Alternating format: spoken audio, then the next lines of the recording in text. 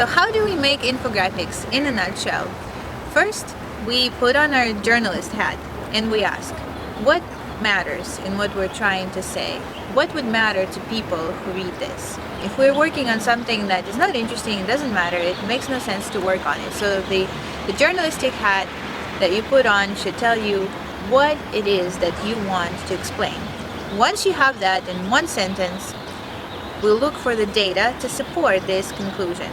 You might find that the data will tell you the opposite, and then you'll have to change your conclusion. Next, once we have all of this put together in a brief, we'll go to the design stage.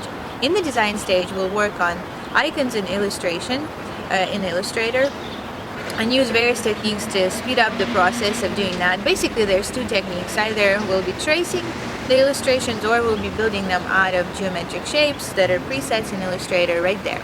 Then we will do the layouting. The layouting is also usually done in Illustrator. There's many ways to put a visual analogy on top of what you're trying to say.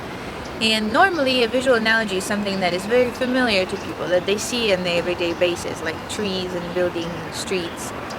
Once we put everything in the layout, we test, is it visible on different devices? Can people actually see what we made? That's important.